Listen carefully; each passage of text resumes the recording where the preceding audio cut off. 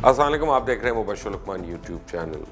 بڑا امپورٹنٹ آج کا ٹاپک ہے کہ پاک چائنا فرینڈشپ کے بارے میں، پاک چائنا ایسوسیشن کے بارے میں، پاک چائنا ریلیشنز کے بارے میں۔ آپ کو بتاؤں کہ وقت کے ساتھ ساتھ چائنا اور پاکستان کی قربت میں مزید پختگی آتی جا رہی ہے، اور چائنا ثابت کر چکا ہے اور بہت دفعہ ثابت کر چکا ہے کہ وہ ہمارا بہترین دوست ہے۔ مودی کے فیصلے نے نہ صرف پاکستان اور کشمیریوں کو متاثر کیا بلکہ چائنا کو بھی اس نے امپریس کر دیا اور متاثر بھی کیا۔ بقول مشاہد حسین سید کے کہ چینی صدر کے دورہ بھارت سے قبل چائنا ایک پیغام دینا چاہتا تھا کہ صرف پاکستان ہی ہمارا پہلا پیار ہے۔ پاکستان اور چائنا کے درمیان مذاکرات کے دوسرے دور کا آغاز اب باقاعدہ ہو چکا ہے، جس میں خطے کی تازہ صورتحال، علاقائی سیکیورٹی، کشمیر اور سی پیک ایجنڈا جو ہے نا، یہ سر فہرست ہے۔ پرائم منسٹر عمران خان 2 روزہ دورے پر پاکستانی وفد کی قیادت کر رہے ہیں۔ وفد میں army chief general Qamar Javed Bajwa, D G I S I lieutenant general Faiz Hamid, وفاقی وزراء شاہ محمود قریشی، شیخ رشید، خسرو بختیار، مشیر تجارت رزاق داؤد اور دیگر مشیران اس میں شامل ہیں۔ بٹ ایک بڑی امپورٹنٹ بات ہے، عمران خان سے مس ہو گیا ہے۔ عمران خان کا کوئی رشتہ دار، کوئی عزیز، کوئی دوست، کوئی ہمسایہ اس ٹرپ میں ان کے ساتھ ہی نہیں ہے۔ ورنہ میاں صاحب تو جاتے تھے تو ان کی بیٹی کے نواسے اور نواسیاں بھی جاتے تھے، ان کی نوکرانیاں جاتی تھیں، میڈز جاتی تھیں۔ بٹ اینی وے، خطے کے ممالک خصوصاً بھارت اس دورے کو بڑے غور سے دیکھ رہے ہیں۔ پاک چین سدا بہار شراکت داری اب کسی سے ڈھکی چھپی تو ہے نہیں، سب کو پتہ ہے۔ جنرل اسمبلی میں پاکستان نے مقبوضہ کشمیر سے متعلق اپنا اصولی نقطہ نظر پیش کیا تھا۔ 16 اگست کو پاکستان اور چائنا مشترکہ حکمت عملی سے آگے بڑھے تھے۔ چائنا کے اسٹیٹ کاؤنسلر اور وزیر خارجہ نے بھی کشمیر کی صورتحال سے متعلق انتہائی تشویش کا اظہار کیا۔ جنیوا میں انسانی حقوق کے اجلاس میں بھی چائنا اور پاکستان کی مشترکہ حکمت عملی تھی، اور چائنا کی بڑی واضح اور کلیئر پوزیشن تھی، انہوں نے ہماری تاریخی پوزیشن کو اپنایا ہوا ہے۔ پرائم منسٹر عمران خان کے بیجنگ پہنچنے پر شاندار استقبال کیا گیا۔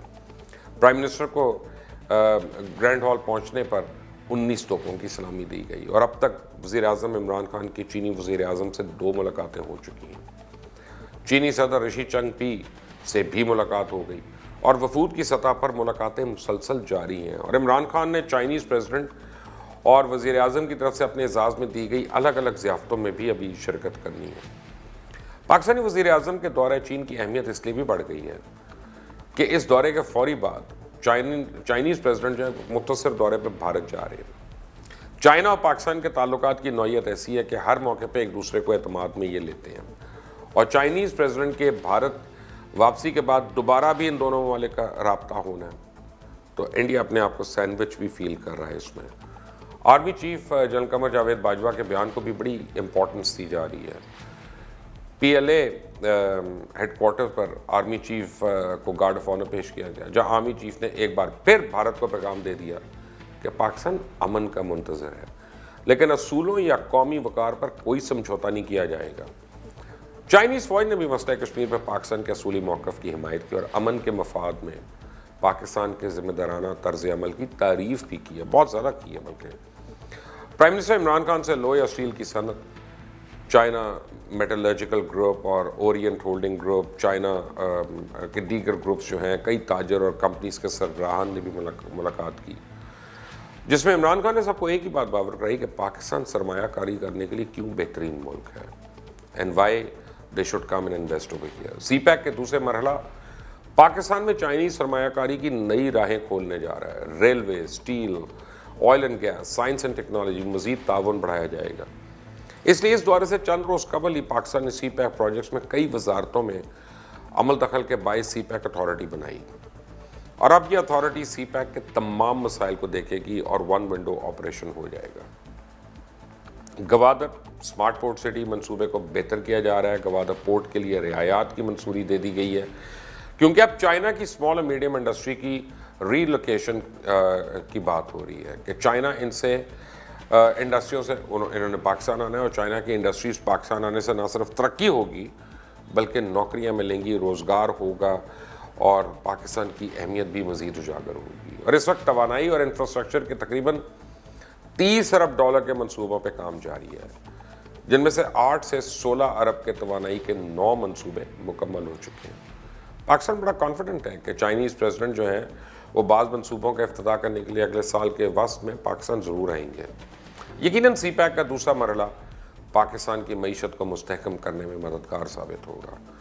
لیکن پرائم منسٹر عمران خان کے حالیہ دورہ چین سے عین قبل اپوزیشن کی مخالفت کے باوجود سی پیک اتھارٹی کا بذریعہ صدارتی آرڈیننس قیام اس بات کی عکاسی کرتا ہے کہ اسلام آباد کی جانب سے چائنیز یعنی آفیشل جو ان کو ایک مرتبہ پھر یقین دہانی کرائی گئی ہے کہ سی پیک کے منصوبہ پر عمل درآمد کو سست روی کا شکار نہیں ہونے دیا جائے گا.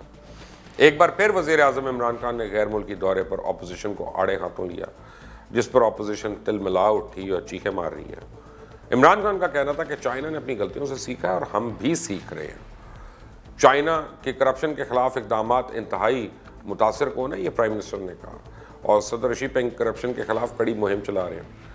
انہوں نے کہا کہ میری خواہش ہے کہ چائنیز پریزیڈنٹ کی طرح میں بھی 500 کرپٹ لوگوں کو جیل میں ڈال دوں. اس بات پہ بڑی تنقید ہوئی ہے یہاں سوشل میڈیا میں, لیکن بات تو سچ ہے. یہ تو ثابت ہو چکا ہے کہ چائنیز پریزیڈنٹ کے دورہ بھارت سے قبل چائنا ایک پیغام دینا چاہتا ہے کہ خطے میں پاک چین دوستی جو ہے وہ سب سے اہم ہے, کیونکہ چین کے ساتھ ساتھ ہماری ہر سطح پر قربت ہو رہی ہے.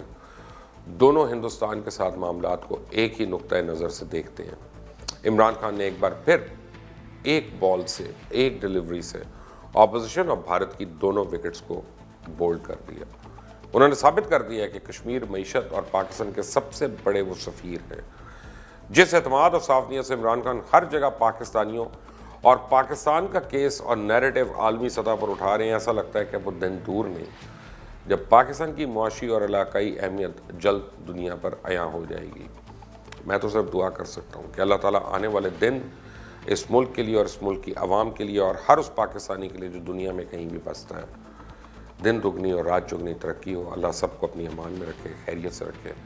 Do not forget to subscribe and do not forget to like and press the bell icon. Until next time, Allah Hafiz.